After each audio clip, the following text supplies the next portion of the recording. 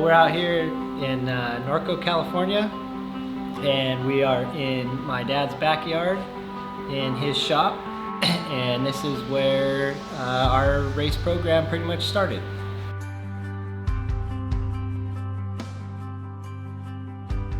We've been working out of this shop roughly, I'd say 12 to 14 years. We're here at basically it's a backyard on the planet Norco. Norco's known for horses and horse trails, but they're also known for half-acre lots. So we're here with a half-acre lot, and we got this little shop here. It's our shop, and the boys built it for me actually because I'd had an operation. Couldn't hike and walk or anything, and it goes back to Eberts did the trusses, the roof trusses, and we set all those and built the shop, and we've been working out of this ever since, and it works for us. It works good.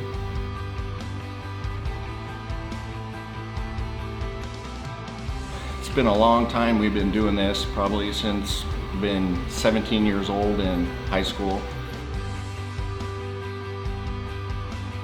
Me and Jeremy go way back. We've been going to school together. We've had trucks together for years. This shop's probably been here 10, 15 years. We built this whole thing almost ourselves. My dad came over here with his work truck with his crane and hung all the rafters here. It came a long way since back in the day. I used to race my Ranger. We got pictures up in the shop of it. Chuck's helped me build the cage. He's raced with me back in the day. Me and Jeremy have been racing together for 20 years. I've been co-dogging for him and doing all the head mechanics, and Jeremy's been doing the driving, and he's a great driver, and I'm very happy to sit next to him. We're here in Norco, California at Chuck Deacon's house for DeaknBuilt Racing. I've been a part of the team for a little over a year now, helping out with just maintenance and co-driving a little bit. This is a great team, very, very family and friend oriented, and it's a great environment. Over the years, we've done a lot of racing. The truck started with the bolt-on cambered kit, leaf springs. We ran the 1400 class, 1450 class in the beginning. Over the years we've grown. We've had a couple championships in 1450, maybe one. We have one or two in the pro class. Last couple years, trucks come along, the programs come along, and we've been stacking up some good amount of wins. So the first race of the year started off with basically just my partner, Jeremy, my partner and I, showing up at the race, and we didn't even have a pit crew the night before the race, so they showed up the next day. But we took off, and I was riding passenger course.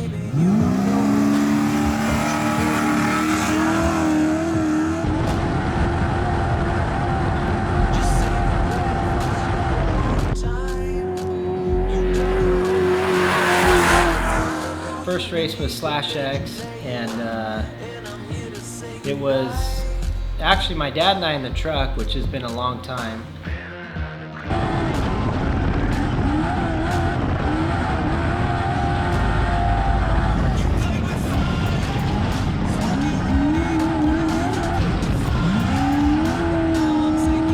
Thought we were doing pretty good, and then next thing you know, we get a flat tire, and I'm like, oh, I gotta change a flat tire. So I jump out, I run over. We had a little confusion. I was supposed to tell him it was flat. I thought it was gonna be flat. He's got the truck running. Somebody filmed it, but they never showed it to us, so that was good. But I finally got the 40 back up and in place, and then we took off again. The problem was when I took off, I missed the belt. I missed the straps on my crotch strap and fallen into the seat.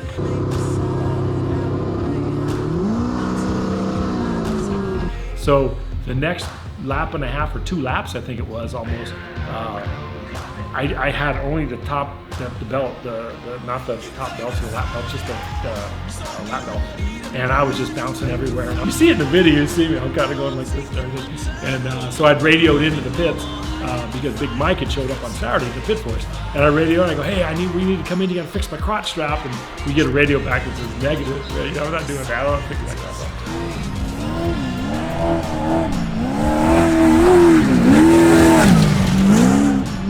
There was one moment in that race, which was,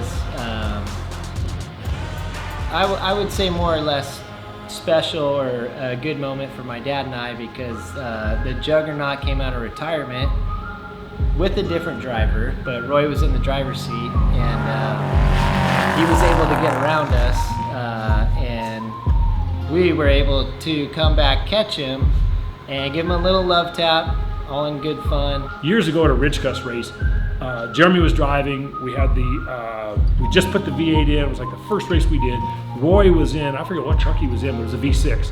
Anyhow, so coming through like the first lap or so, Jeremy cleans a hill and there's a 1600 car there, and he slows down, and here comes Roy, and Roy just pile drives him, man. He just pile drives him. So they come into the pits, and Jeremy's just like mad. He's hot, and he's like, "Dad, he just banged me. He just hit me so hard." And I'm like, "Well, get back out there and go." And he was so mad that he ran his fastest next laps that he's ever ran in that truck, right? So that's been in the back of our minds for a while with Roy. And Roy knows this. We're all good friends and everything. So we get out to this race, and the Juggernaut's going. Well, because of the flat, we got on a different cycle lap, and Roy was in front of us. So we started chasing Roy. And if you watch the video, we go over that South Pass and everything, and we're chasing Roy. Well, he's hurting. He's got a drive shaft vibrating or something, so he can't go full speed. But we come through the pit, we come out of the pit, hit the dry lake bed, or the river right there, and there's Roy. And I was just yelling, "Hit him, hit him, hit him!" And we knew he was limping, but it didn't matter. So he pulled up and he nudged him, and then Roy pulled over and we passed him, and I was like, this going by him and everything.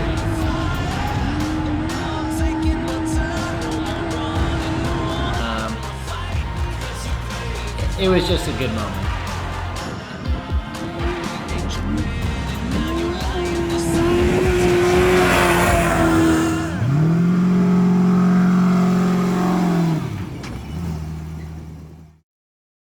Second race of the year, we did the McKenzie's 250. The truck was ready, we were ready, team was ready.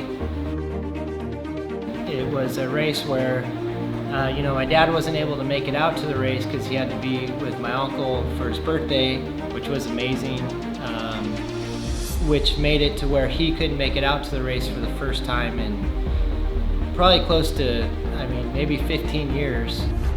So the McKenzie 250 was a real challenge for me because it doesn't matter how old your kids are, you're still the dad, right? You still want to kind of control and kind of do this and that. We'd gone testing the week before, the truck was great, Roy set it up really well. We were going into the race. I knew the crew and the team could do it without me. I guess a little bit inside, it was like kind of like I wanted to be, I didn't want to not be there and didn't do well. But it was my Uncle Pete's 80th birthday, and my aunt had said, you really want to be there? And I'm like, I know, but I'm torn. But I chose the birthday. I believe we started 4th in class, and maybe midway through first lap, we got around 1 or 2 guys.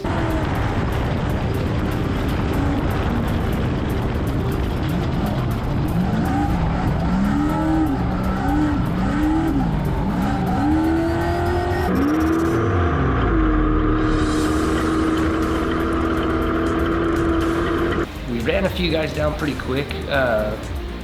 One of the best passes we had in that race is we were able to kind of do a little jump pass.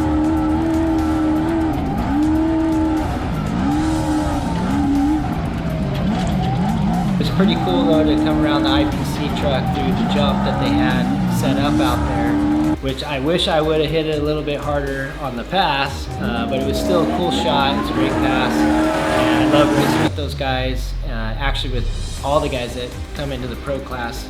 That's been our goal for a long time, is to just grow this pro class. We've been sticking it out, grinding. We did a lot of races by ourselves over the years, just to try to keep it growing, keep it moving, and this year's been great. A lot of guys have come up to the class, and it's great. We respect it, and it just makes it a lot funner to run with more than just yourself. Wasn't able to make the first race of the year, but I did make it to the McKenzie's 250 race.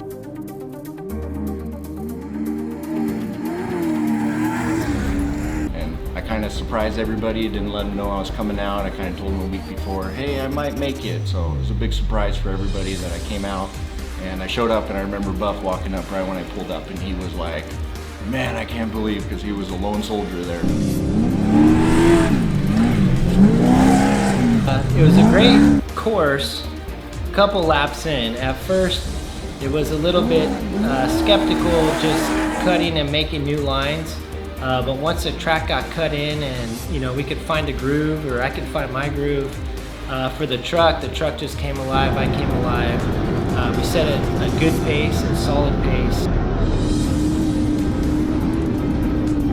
Jeremy called in on the radio before the pit stop and said it was a tight race, and we were in it. We were gonna maybe be first place, so he called in and said, I need a fast pit spot, guys. When we came into pit, I knew GFO was right on us. I mean, they were on our tail.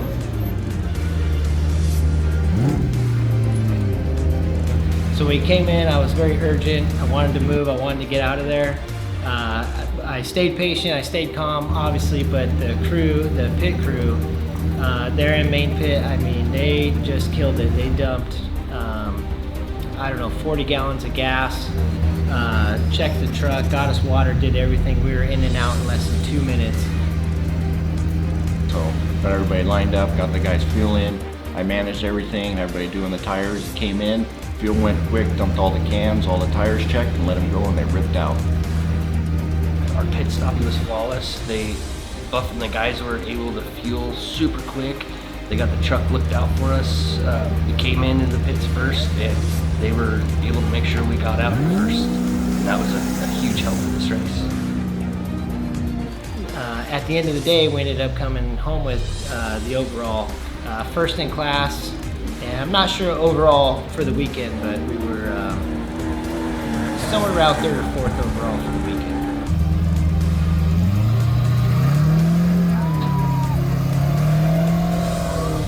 Yeah!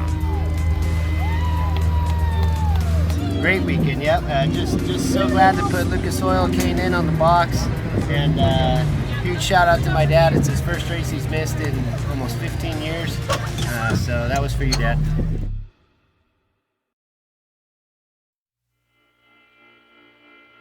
The race following the McKenzie's 250 was the Glen Helen race. Because of winning the McKenzie's 250 and being most dominant driver in that race, which was awesome to get that, Moore handed us over a free entry fee. That race was not on the calendar. In fact, we weren't going to do it. We didn't have plans on doing it, but because we got the entry fee from Moore, we decided to just go for it. 2 years in a row, we DNF'd that race, which was, it's tough, but at the same time, you just keep going.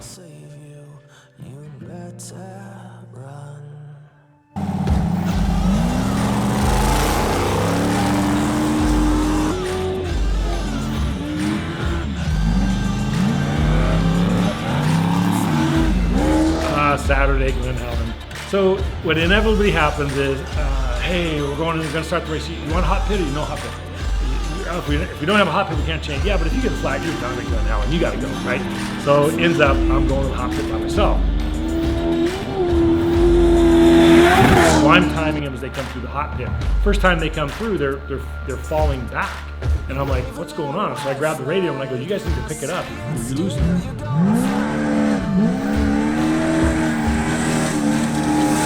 So we wait, next lap they come through and they're farther back. Now they're like 32, 38 seconds back.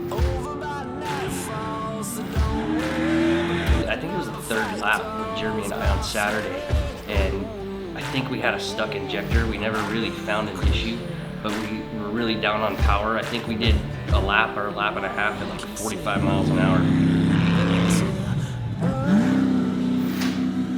We had some minor issues Saturday, no big deal. A little bit of sputtering in the truck, came back to life.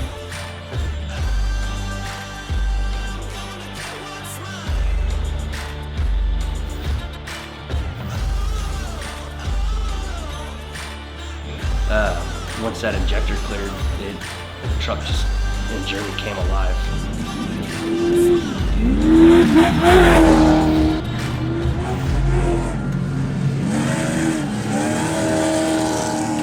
Third lap, they come back, and now they're down back to 28 seconds, and then keeps going every lap, and they keep chipping away 5, 8, 10 seconds every lap. And I keep going on the radio, now you're doing it, now you're doing it, it's great, it's great.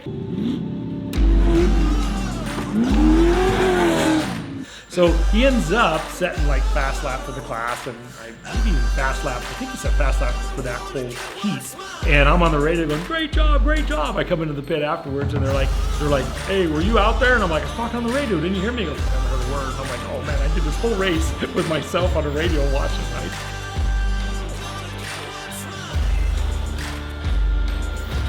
We just went in there, put our heads down, and just grinded away, and ended up coming first in class on Saturday, and I believe second overall for the weekend, which led my dad into starting Sunday in the front row with a little bit of pressure on him. So it made me feel good because, you know, I really want to see him at his best. The problem was the little brat put me up front.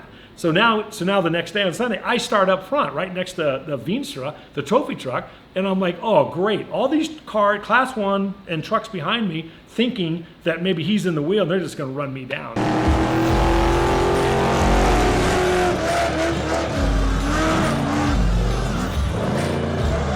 What we do around here at DeaknBuilt Racing is if Pop's gonna drive, then whoever gets the short straw has to ride Pop, right? So Kent, who's been here forever with us and the family, he's practically a third son, he got the call, and so he's riding with me, and he's like, no problem, nothing bothers him. Leading up to the race, we're in the shop and talking to Chuck, and Chuck's like, hey, you wanna ride with me on Sunday? And I was like, I ain't scared.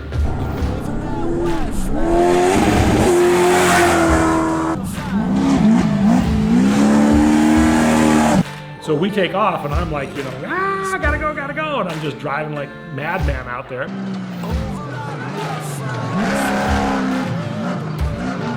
Chuck's always worried he's gonna do a bad job, but he always does a great job, and it's all in his head, but he's a great driver.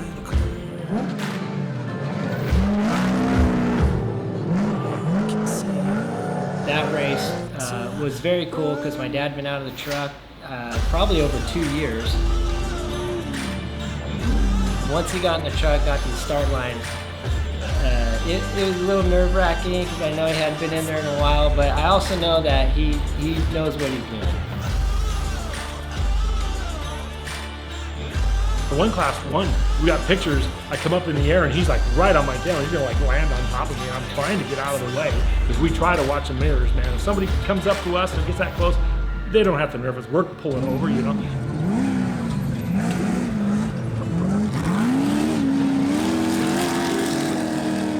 The amount of work and effort he puts into this program, I didn't really care what he did.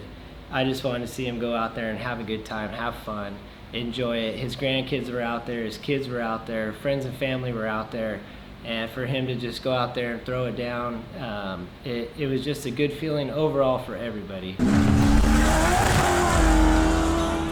I come down that last stretch and I'm heading, and there's that checkered flag, and I'm like, yeah, there's the checkered flag. It turned out to be a good turnout for the weekend, which I believe we won first overall in our class because of the 2 days of driving that we put together.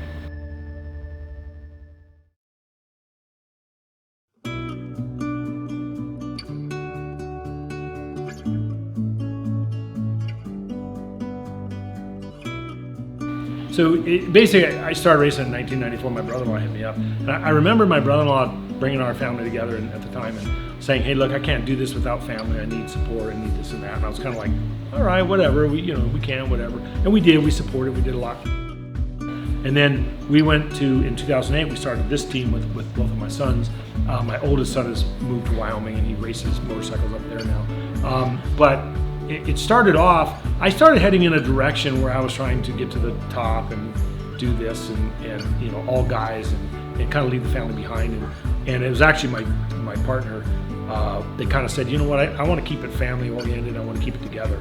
And so we kind of backed off about 2 years ago, and we started doing the local scene, and this is where everybody could show up. But now I got all the grandkids out here, and they're watching, and they're young enough to think that that Grandpa's okay, that he can really drive. They don't see the difference between. Well, sometimes they do see the difference. Grandpa, why are you so bad?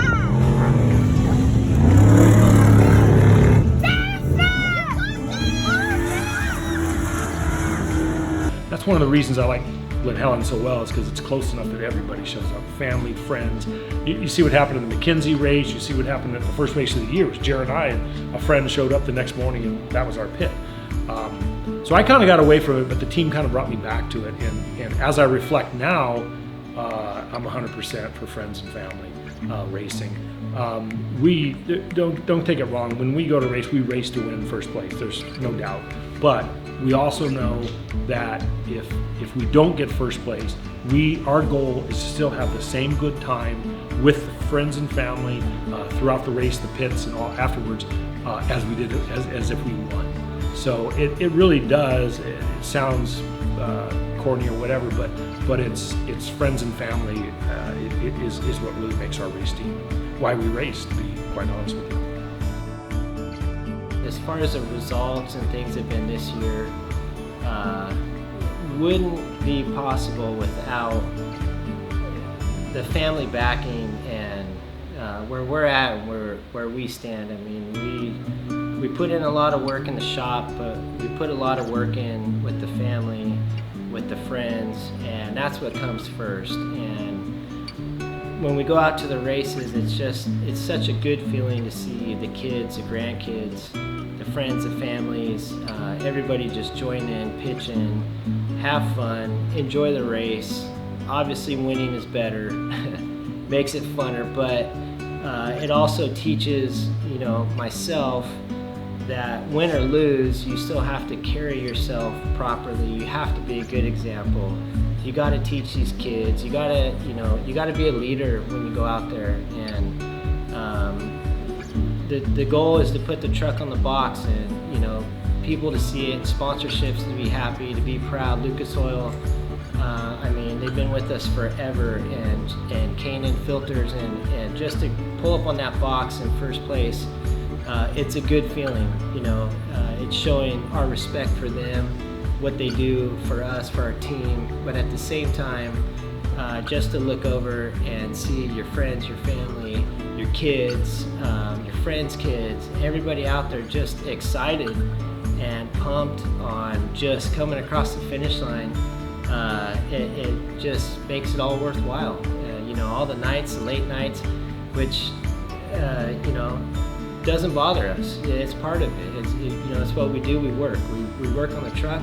We come home. We go to work, and that's our program. That's how we race, and that's what makes our team what it is. And I believe that's what has been giving us the good results lately. Is just having good people around you, good family, good friends, and everybody on the same page, and just carrying that positive attitude, win or lose, tired, not tired, hurt, not hurt. You just go up there, you keep grinding, you keep moving, keep your head up, and just keep going. At the end of the day, I have to give a huge shout out to all our friends and family, my wife and kids, Jeremy's wife and kids, Chuck and Diane, Kent and his family, Buff and his family, everybody being able to donate their time, and our family supporting us. DeaknBuilt Racing's always been a family affair. That's what it's all about. It's all about friends and family getting together, shop nights, and eating together and talking and just making some great memories. Every time we go out to the race, we invite everybody just to have a great time. If it wasn't for the people in our lives, racing wouldn't be racing for us. That's what makes it racing.